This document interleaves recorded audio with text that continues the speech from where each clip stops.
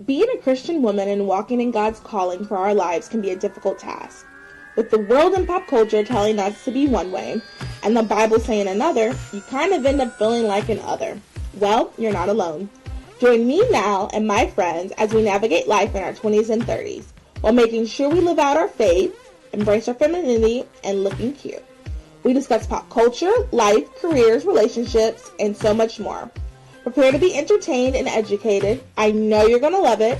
Join our movement and embrace being another girl.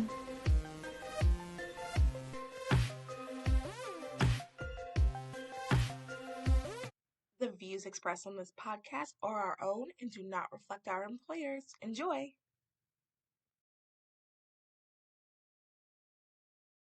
Hello, you're listening to Those Are the Girls with Mallory and Friends. I'm Mallory, and we, me, you, are changing culture and bringing back traditional values.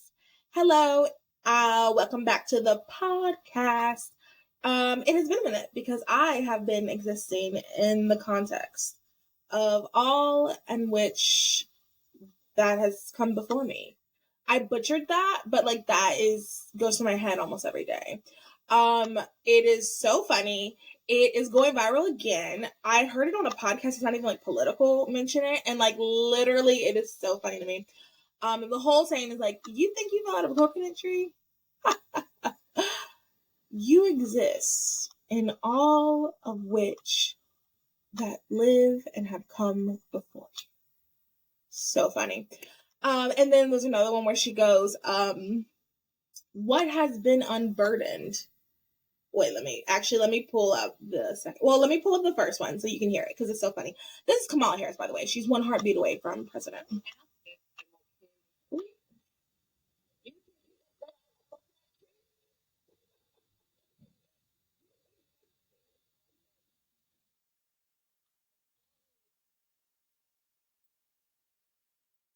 And then there's this other one that's so funny that she says, what has been, what we can see, what we believe can be, unburdened by what can be, unburdened by what has been. What can be, unburdened by what has been. What can be, unburdened by what has been. What can be. Now, that's a 4-minute video of her saying that. So hilarious.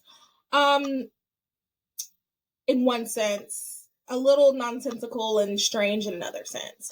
We'll get into that actually. Anyway, welcome back. If this is your first time listening, welcome. This is a podcast where myself and friends typically, occasionally I have just myself, but most times I have my friends come on and we talk about life, career, relationships, pop culture from the Christian conservative perspective. And we're just really diving in on all topics. Today is going to be like a mismatch episode. I will be unburdening from what has been a lot. And existing in the context of all in which that came before me. No, but in all seriousness, I'm going to be going over the debate, what Project 2025 is, and then I really want to talk about the wedding dress. Like I said, this is going to be a mishmash of, and then the fourth thing that we're going to be talking about is a lesson like I'm kind of learning in like personal life. So it's a mishmash episode. So if you, it's going to start off kind of a little bit heavy with the politics, and then it's going to end on something a little bit lighter.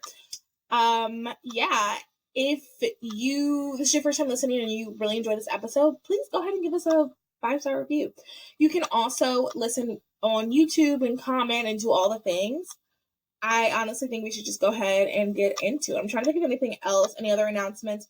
Nothing really coming up. Just make sure that you're following the Instagram. I'll be posting a lot more and doing some more, kind of restructuring some things just because of how everything in life has changed. So just restructuring some things. The podcast is never going away. Like, don't ever think that. Like, I love talking too much. I have to have an outlet to share my opinions.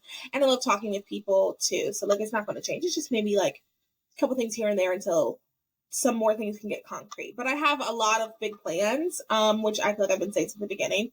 A thing popped up about AI features. No AI over here. Anyway, so just some info on that. All right, let's talk about the debate. The debate happened on June 27th. Yes, because I posted these on June 28th. June 27th. And I own my personal page, and I want to say maybe even the podcast page. I posted some of my thoughts, and I'm kind of just going to like read some and like maybe expand a little bit on some of them. And then kind of just like maybe give a more positive take. I don't know. We'll see how the direction that it goes in. So this was the first debate that we have between former President Donald Trump and current President Joe Biden. And if you are kind of like not really into politics, but you kind of just want like a skinny on what's going on, if you're just kind of like, you know, just trying to figure out like where you fit politically or anything like that, we have a myriad of episodes about like what do conservatives believe? What are some of the things that as Christians like we're looking for in politics? You can go back into our podcast catalog. There's a lot of episodes on that I think are going to be very beneficial as we come on this new election season. I'm going to try to do a couple more like maybe like topical episodes. So like if there's a topic that you want me to go over, like a policy wise, let me know. And I'm going to try to get someone who is in the field or an expert, someone who can like articulate what is going on in that. And maybe, you know, I have some connections here and then we can get some people on to kind of like talk about that. Because my goal is not to tell you like who to vote for, what party to belong to. But my goal is to tell you, is to like give you the information that you might not be getting in other podcasts, because there are people who have an agenda, and like my goal isn't really that. Like I'm a Christian first, and this is something that has grown over time. I love politics. I was into politics before, you know, 2016 when like everyone and their grandmother all of a sudden started liking politics. So like I do think that, you know, the reality is politicians are civil servants. They serve us. We tell them what to do. They are here, like it is an honor for them to serve us. So, and the whole goal is to serve. So I do think through politics, it is a great way to help serve members of a society. So I do, you know, I hold it in a very high regard. And I just want us to make sure that when we are making decisions, when we do go out and vote and when we do X, Y, and Z, that we have the proper tools that we need to make these decisions. Like I said, I know there are so many podcasts that are going to be talking about it. Some have agendas, some don't. I would just recommend like listening. I personally listen to people on the left as well. I am conservative, I'm very conservative. So I just believe that we should be listening to both sides for a myriad of reasons. But I think because sometimes when I do listen to podcasts, or like when I do listen to commentators that are conservative, one thing that I've been working on is like people start arguing points that aren't made. So like someone on the right can make a point or can be arguing a point that someone on the left has never even said they believed. And I think that is a huge problem that we have in general. And it happens on the other side too. Sometimes I'll listen to podcasts on the left and like some things that they just say, it's like you're completely misinterpreting like what this one sentence mean, and like this is so hard for you to fathom because that's not what we're saying. So I just think it's really good to hear like what the other side is saying, so it can also strengthen your beliefs. So here on this podcast, we're going to be talking about things from the Christian conservative perspective because everyone is talking through their worldview. I've said this before on this podcast. I want to remind everybody, no matter who you speak to, whether they're liberal, atheist, blah, blah, blah, they're talking about it from their own personal worldview. So there's obviously going to be a little bit of like biases. I don't care how unbiased someone says they are. They're not. That's impossible because you're a human being and you see things and process things through a specific lens that you have. Anyway, all that to say, this is kind of like what I'm going to be discussing. So the first thing, like I said, we have former President Donald Trump and current President Joe Biden. They did a debate. And this debate was, I mean, everybody talked about it. You might even be tired of me tired of hearing about it. But I mean, people talked about it ad nauseum. Podcasts that aren't even conservative were talking about like how it just was. I mean, I couldn't even watch the full thing if I'm being honest. And I didn't watch the full thing. That night I finished it, but like that night I couldn't. It was just wow. So first thing I want to say is, wow, we are back to the same two people. What does this say about our country? You tell me. That was point number one. Point number two, I will say, Trump's demeanor really did impress me. I was shocked at how calm he sounded. There were 1 or 2 times he got some jabs in, and their whole back and forth about golf was a little silly. Well, honestly, it was a lot silly. Had nothing to do with anything really, but he made the comment. I didn't hear what he said, and I don't think he knows, something like that. And I'll talk about that in a second. So that was really, he really seemed like a politician. Like he came across like whoever is advising him now in that specific spot. I mean, there's a lot of things that he's been advised on, and I'm like, oh yikes. Whoever's advising him now in that specific spot, I'm very impressed with. And I think that honestly, I heard someone say this, and I'm going to repeat it. Someone made a comment like, honestly, if he had come off as harsh against Joe Biden, like he had done in previous time, and against President Joe Biden, as he had in previous times, it might have actually done him wrong because, President Joe Biden just looked so awful in the sense of he just looked so. We'll get to that in a second. So it might have done former President Trump damage, looking like he's bullying an elderly person. So let me take a sip of water. Actually, water with electrolytes. I had the limit salt. I think it's raspberry flavor or cherry electrolytes. I listened to a podcast, and the girl who has my dream body said that she wakes up every morning and she drinks her electrolytes. I don't do that when I wake up every morning. I'm drinking a tea. Anyway, I'll talk about that another time. But once a day I do try to have some electrolytes, and that's what this is. Anyway, so on the flip side, current President Joe Biden, he could not have looked any more elderly. It was shocking because everybody's making the joke oh, I'm excited to see what serum they're going to give him ahead of time.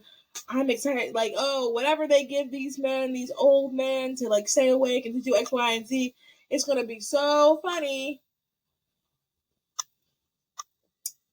I don't think they gave him anything. He just, even the way he shuffled out there, and there were times, there was a time where they asked him a question, and it was just so hard to watch.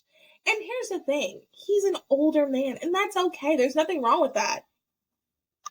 But he's trying to be president. That, or not just trying, he is currently president.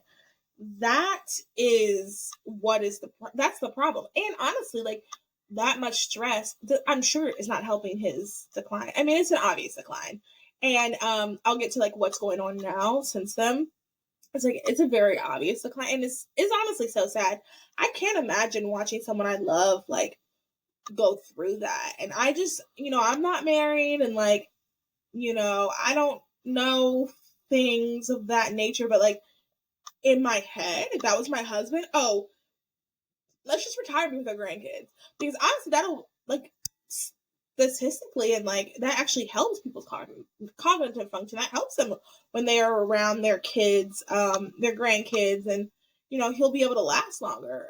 All of the stress of being president is just, it's taken a genuine toll. It is stark. It is, and it's shameful that his wife just parades him. And then I don't know if you guys saw, there was a time where at the end they had a microphone. She was trying to pump him up. You did great, Joe. She had more energy than him, and it was just I cannot believe what I'm watching. And as a wife, how are you okay with this? I don't know. I'm not a wife once again, so it is what it is. But it is what. But you know what? It's also not what it ain't. It is what it is, but it is not what it ain't. That was just really, it was hard to watch. And he's running our country with his health. And I don't want to shame health. That's not something, or shame age. There are people who are, my great grandma died at 104. Even at 104, she would tell stories, she was with it at 104. But she wasn't running a country. She wasn't doing marathons.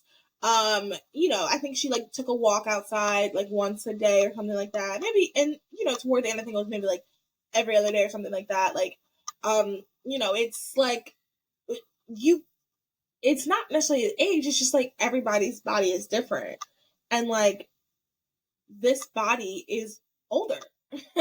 This body is decrepit. Like, maybe not decrepit's not the right way, but this body is like not doing well. So as someone who loves this body, the person is right, wouldn't you want to like tell them, hey, like this, you know what, like it's over now. And I think this is going to sound harsh, and it's tough because I'm definitely very much a believe your dreams, follow your dreams, but like sometimes dream needs to end because cool. He always wanted to be president. He had that in his yearbook or something like that, and like he became president. All right, you checked it off. Like, come on, like relax with your grandkid. I don't know. That was the second point I wanted to make. Third point. Something that I really, really hate about politics, and I feel like I've been seeing it just a lot more the last couple of years, is I see this a lot on in North Carolina. We're having actually two really, really big races. Our race for governor and our race for attorney general.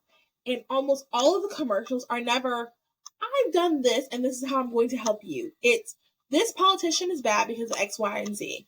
Period. It's not, I should be elected because I'm going to do this for you, this for, and I think statistically, like people only really pay attention to the negative, but like I'm kind of tired of that. I want to hear what you're going to do. And both of them, President Joe Biden and former President Donald Trump, all they did was, this guy's bad. This guy's bad. They couldn't tell me like what they could do. They could say that this guy was bad. They couldn't say like, okay, this guy is bad. This is how I'm going to make things better. Let's see here. That's especially how it was at the beginning. And here's the other thing too. I put this, and I think, and this is how I feel. It's like they both were talking about how you ruined the economy. No, you ruined the economy. No, it was so crazy. And it's like, okay, cool. Okay, fine. Both of you think you ruined the economy. Well, tell me how you're going to fix it. I'm almost 30 years old, and like there's some things that I cannot do because of the economy. There's some decisions I cannot make because of the economy. So like, how are you going to fix it? Like, I pay my taxes. I'm a good citizen. Like, I should be able to own a house. I should be able to live freely. I should be able to take like a once a year vacation. Like, these are just like normal things middle class people could do. Like, take a vacation once a year. I can't do, like, the average American young adult cannot do that. So like, what are you going to do to get us back to that? To own a house, how are we going to fix this? Neither told us. All they said was, you made the economy bad. You made the economy bad. I'm tired of hearing that. Like, I want to know, what are you going to do?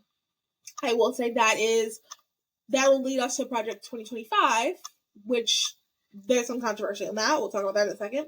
But that also has to go with, okay, this is what we're hearing in the debate. What are they saying on their websites? What are the things that they say at other rallies? This is also where we kind of like expanded. I just wish that they had used that time to talk a little bit about it at the debate, because I think this was CNN's most watched program ever. It was on CNN. So it's like, you could have used it. You had the whole world. I mean, the whole world was watching it. My friends that aren't even political, well, some of them didn't. Some of my friends that are political did, but a lot of my friends that weren't political did watch it. And it's like, this is the time for you to talk about, like, what are you going to do for us Americans? But we'll talk about that in a second, like a little bit more on that in a little bit. Okay, so that was point what, 3?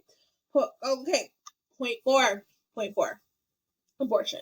So for those who do not know, this is a pro-life podcast in the sense of like, we're pro-life here, womb to tomb. And it is to me, it's very important, especially as a woman, to speak up against abortion. It's very important to look out for other women, especially as a Black woman. 36% of abortions that are committed are on Black babies. Like, Black women make up 36%, which is huge. I mean, That's insane. There's even some states where more black babies are aborted than are born. For those that do not know that.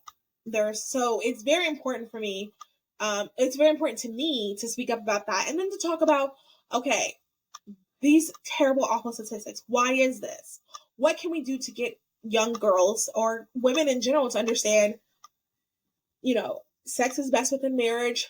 Sex is best within marriage because you can get pregnant, you have a family union, you can raise the children, how to make better decisions when it comes to picking your partner. Like, these are all things that are very important to me. So abortion is like a huge thing. So honestly, the main reason why I was watching was for abortion, because that is a very, like, that's the number one issue for me. Like, someone's stance on that will decide if I will keep reading their website. So for me, whenever someone's running, especially like lower level positions, I will go to their website, find what they say on abortion.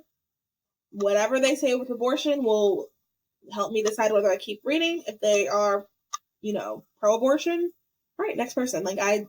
That's my biggest issue. So maybe I was listening for their stance on abortion. So a couple things. So we do know Trump has flip-flopped on abortion. He proudly appointed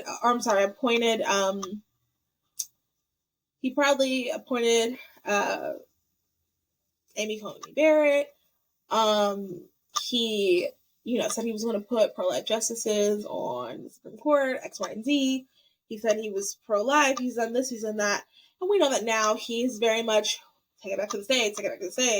Oh, I did that, but like fumbling whenever anybody like tries to praise him for Amy Coney Barrett and like having Roe overturned and, fumbles. And he essentially is not pro-life. He just kind of wanted that position because he wanted to be elected for all of him.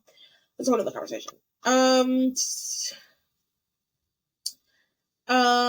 So he also said he supported the abortion bill, and he also said that he was for exceptions. So this is former President Donald Trump, who is supposed to be the candidate that we have that is pro-life. He's not. So let's go ahead and rip the Band-Aid. Donald Trump is not pro-life. I admit I did think he was. Like, I've said that before. People are like, do you actually think he was? I did. I was bamboozled. Okay, cool. So he's not. He is someone who wants to use the term because he knows that that's what will happen. But on the flip side, current President Joe Biden, he tweets out restoring Roe and stuff like that. And it's so funny because people on the left are like, you're president now. Like, why are you saying you're going to do that when you're like, do that now? You're president now.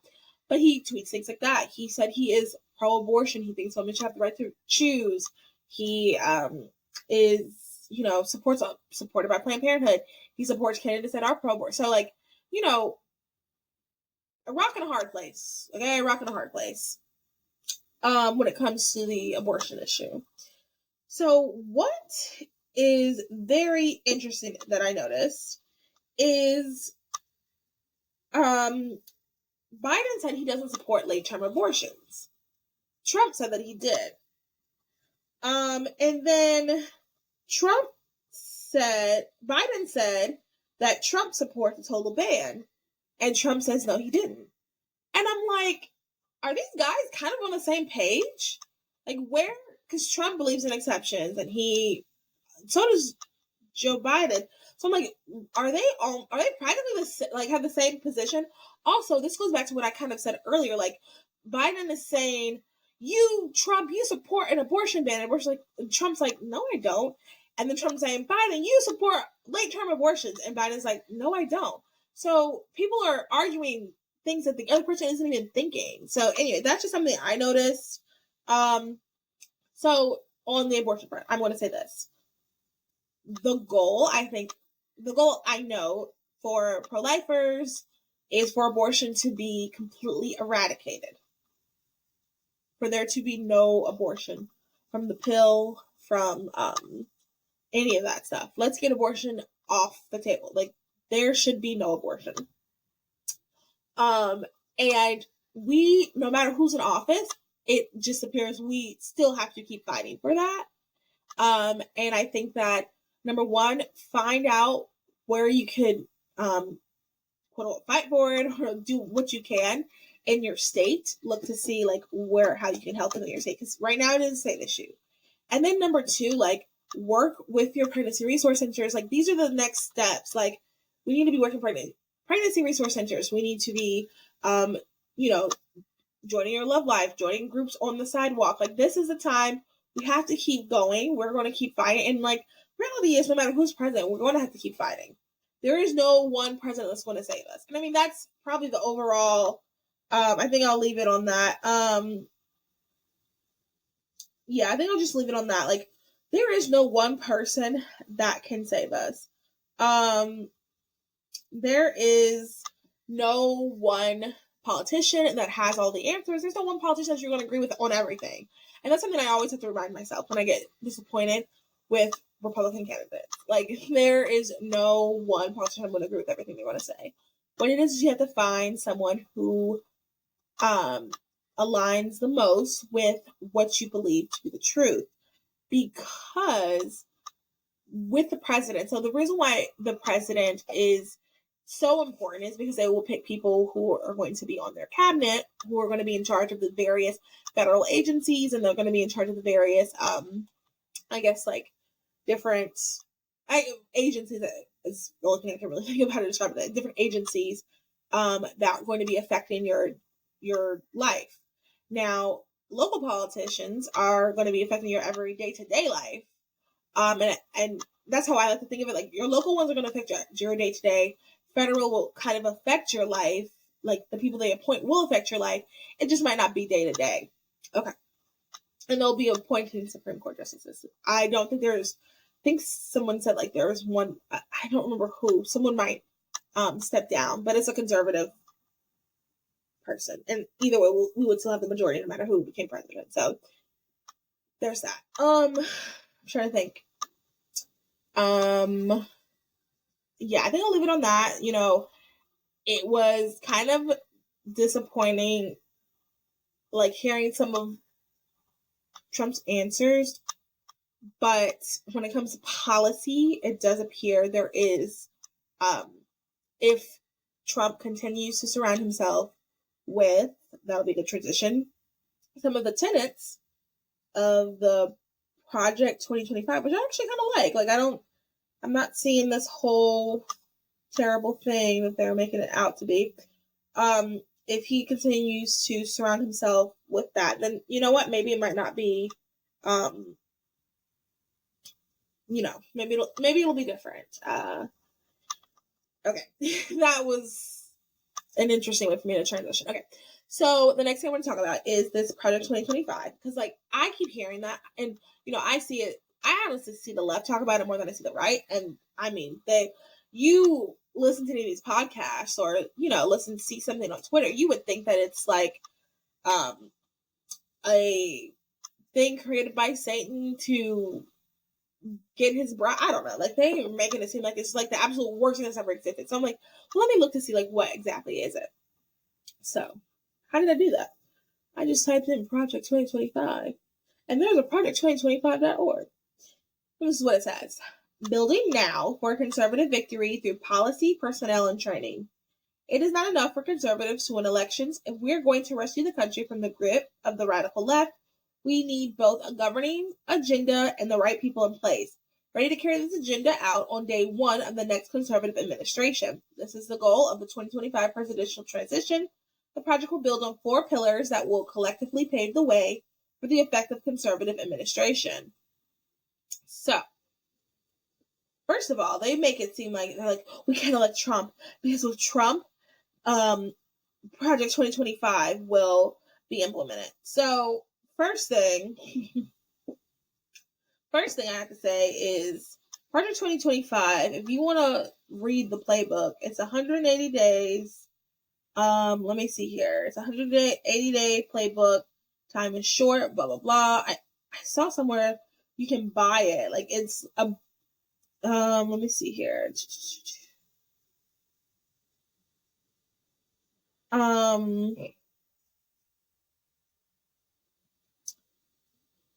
Let's see here. blah, blah, blah. It's so, like, this whole thing is so interesting. First of all, I love, oh, this is interesting. Well, first of all, I love a good, like, bullet point. Like, let's really talk about what's going on. Like, I like that. I like being organized. I like that it's concise. I will say, former President Donald Trump tweeted, let me read the exact tweet for you, because I want to be open and honest. He tweeted, and I was like, what is this about? He said, I know nothing about Project 2025. I have no idea who was behind it. I disagree with some of the things they're saying, and some of the things they're saying are absolutely ridiculous and abysmal. Anything they do, I wish them luck, but I have nothing to do with them. Now I'm sorry, I said tweeted. This is his, not tweet, his truth. He truthed what I just read. So they're saying that it has something to do with him. He's saying it has something to do with it. I don't know. I have no idea. I don't know. I posted, what's this about? And some of my friends were saying that he's just doing that kind of just to appease the moderate left, because some people are just upset about a lot of the things on there. And then another friend was saying that, like, a lot of his top advisors were a part of creating this curriculum and everything. Let me read to you what this is. So this book is the product of more than 400 scholars and policy experts from across the conservative movement and around the country. Contributors include former elected officials, world-renowned economists, and veterans from 4 presidential administrations. This is an agenda prepared by and for conservatives who will be ready on day one for the next administration to save our country. The Heritage Foundation is once again facilitating this work, but as our dozens of partners and hundreds of authors will attest, this book is the work of the entire conservative movement. The next conservative president will enter office January 20, 2025 with a simple choice: greatness or failure. It will be a daunting test, but no more so than every other generation of Americans has faced and passed. The conservative promise represents the best effort of the conservative movement in 2023 and the next conservative president's last opportunity to save our republic. So these are the sections that it is broken down to. Section 1 is taking the reins of government. Section 2 is the common defense. Section 3 is the general welfare. Section 4 is the economy. Section 5 is independent regulatory agencies. Okay, yeah, that's the 5th section. So it's essentially like I'm looking at the policy because, like, I think that's really what, ideologies determine policy.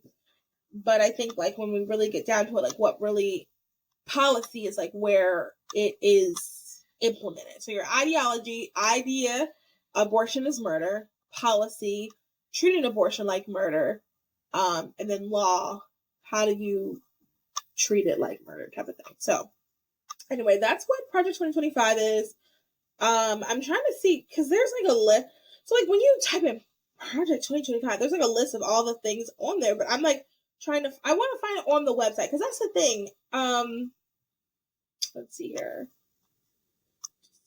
Oh, no, that's from Wikipedia. Like, I don't want other sources. I want mandate for leadership PDF, maybe. Oh, you guys, here's the other thing too. The mandate for leadership for conservative compromise 2025, 922 pages. Now, who read all of that? I promise you, the majority of people talking about it have not. Goodness gracious. I want to find, like, when you, okay, here we go. The Hill, I think, has it. Let me see what they have here. So it is a government agenda. I will link this. So what is a project? The 2025 Presidential Transition Project is a 900-page governing agenda that details the conservative priorities should a Republican win the White House in November. We kind of discussed that. What are some of the policy proposals? One of the central priorities outlined in project includes re-implementing Schedule F, which would reclassify thousands of workers so that they could be subject to swifter firing. The Associated Press noted that this could affect up to 50,000 federal workers. Then President Trump rolled out an executive order regarding Schedule F in 2020, but President Biden revoked it after he took office. His administration introduced a new rule earlier this year that will make it more difficult for Trump to fire federal workers if he is reelected. The handbook also rails against abortion, demanding that the federal government cut funding for abortions in some of its programs, and the Food and Drug Administration reversed its approval of abortion pills, such as mifepristone. Okay. The forward states that the next president must make the institution of American civil societies hard targets for work culture. The board said that it starts with deleting the term sexual orientation, gender identity, diversity, equity, and inclusion out of every federal law, agency, regulation, contract, grant, regulation, and piece of legislation that exists. It also calls for deleting the term gender equality, abortion, and reproductive health, reproductive rights, and any other term used to deprive Americans of their First Amendment rights. Okay. Now, I'm saying so one of the things is gender equality. What is so hard about this is like gender equality is not necessarily a bad. The words gender equality are not bad. Same as like the term Black Lives Matter is not bad. Of course they matter. Of course gender should be equally treated in the workforce in the sense of, paid the same, blah, blah. It's just what all does that entail? So when you say gender equality, like what all does that entail? Does that mean you have to have the 10 women for every 10 men? I go back let's make sure all of the 10 women are qualified, are equally as good as the 10 men. Don't lower the requirements for the women. Because there are women who can meet the requirements that the same men can meet. But when you say gender equality, like what does that entail? That is what's so, and we said this in the when it was like there was an act, oh gosh, probably 4 years ago at this point. We talked about it on the podcast, and it was called something like Women Equality and Happiness Act or something like that. And it's like, of course I support the Women Equality and Happiness Act, but it's like you actually read it, and the left does such a good job sugarcoating and sweetly naming their thing, so then you feel silly like opposing it, like gender equality. Like, as someone who was unmarried and almost 30, of course I want to be able to own my own bank account. I, of course, want to be able to drive myself places. I, of course, want my vote to matter, my vote to count. I mean, I'm paying taxes. Hello. So, of course, I want these things. So it's like, I want gender equality, but like, what all does that entail? And I think that is just another takeaway. We'll wrap up, and I'll talk maybe more about Project 2025. I'll link all these things so you can learn a little bit more about it. But I think that's something that when we go into this new election season, we should be thinking about. Like, when you see certain words, what does that entail? Try to, if you have the time, look up, okay, when they say they want things to be gender equal, what does that mean? Does that mean it's just whatever gender you choose to be that day? Does it mean that it's the gender that you're assigned at birth? It's what all does this phrase mean? Because unfortunately, it doesn't always mean what we think it means. It doesn't always encompass, when you say gender equality, so many other things have now kind of like encompassed it. Gender equality sometimes can even mean, allowing trans men in X, Y, and Z to participate in things that they have no business participating in.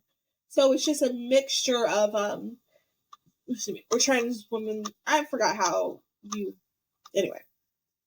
trans women, I think it's, have trans women and things that they shouldn't be in it. Anyway, my whole point is, when you're doing your research on these things, make sure you're looking at like, what does this phrase, what does this word, what all does that entail? Because you want to make sure that you are supporting or not supporting or agreeing with things that that you actually agree with.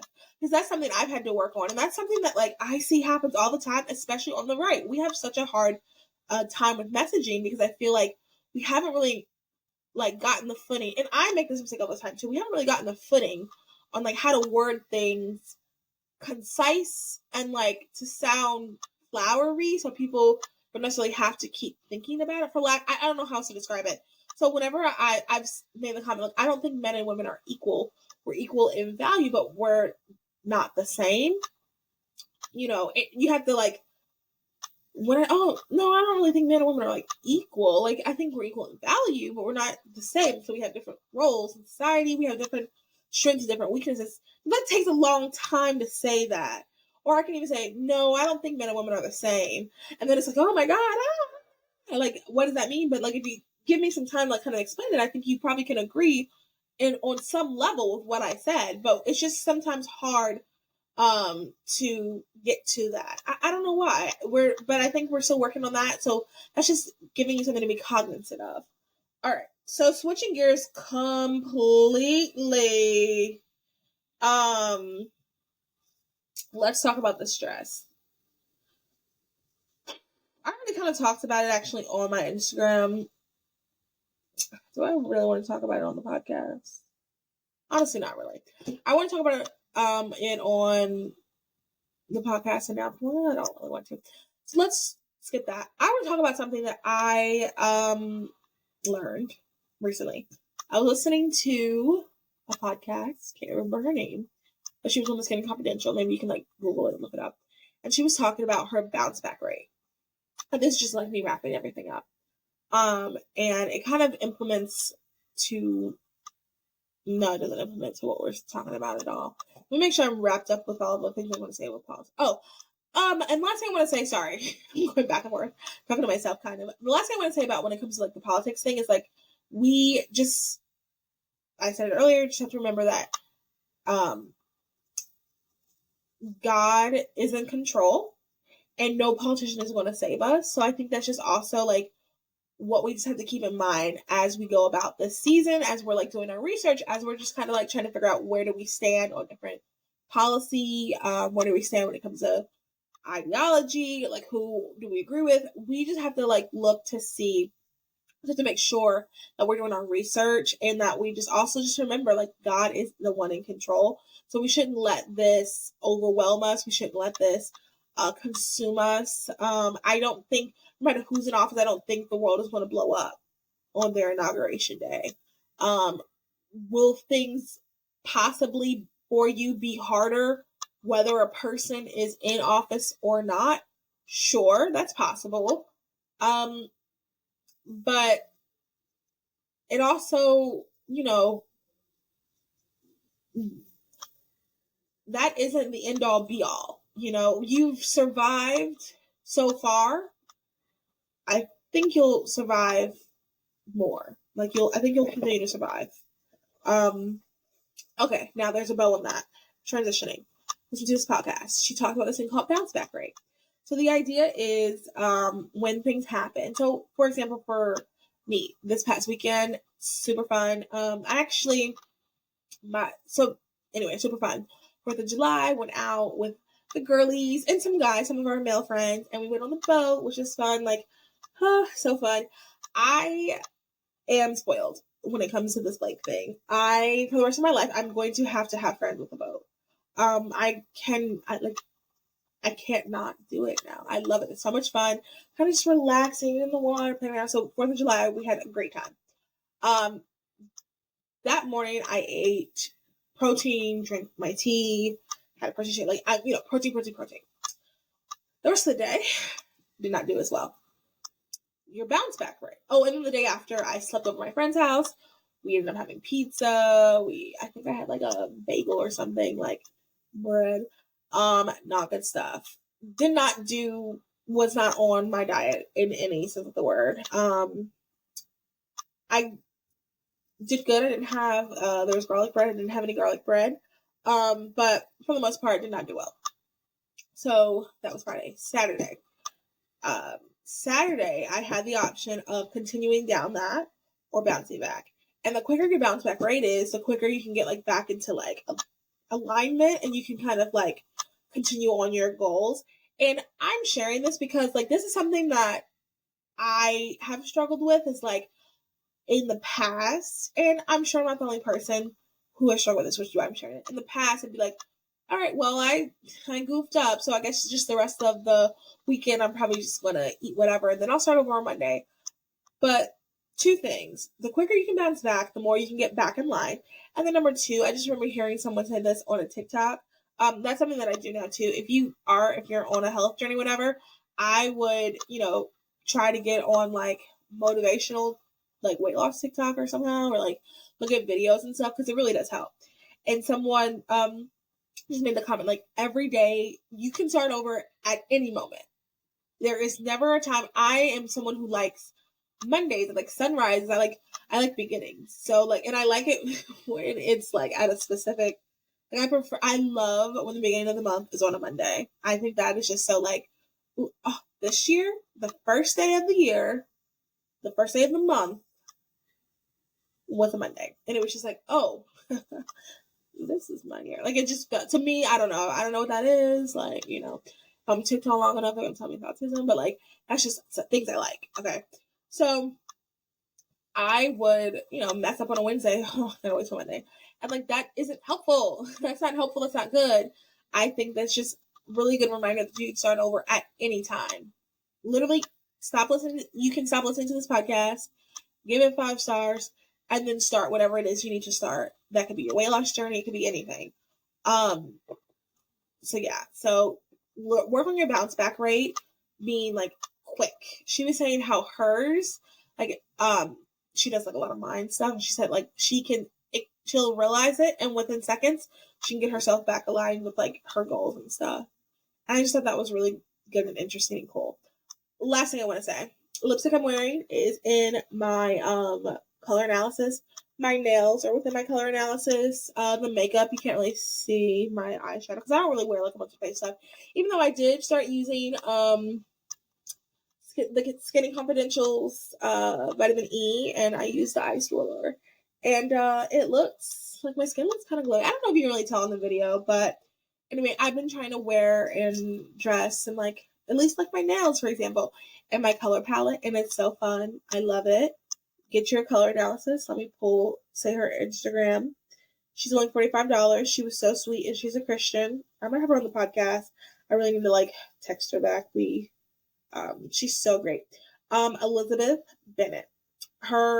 Lizzie Bennett is her name, and then her Instagram is Elizabeth J Bennett. So ELISABETH JBENNET. She's great. And I love it. I love it, love it, love it. That's the last thing I want to say. I hope you guys have a wonderful day. And God is in control. That's all. I mean, nothing else we can do. We can only do like what we can do. You can only do what we can do. We did not fall from a coconut tree. Like, that is, I just want everyone to know, like, you did not fall from a coconut tree. You exist in all of which has lived and has come before you. Have a good day, night, evening, however, wherever you're listening. Bye.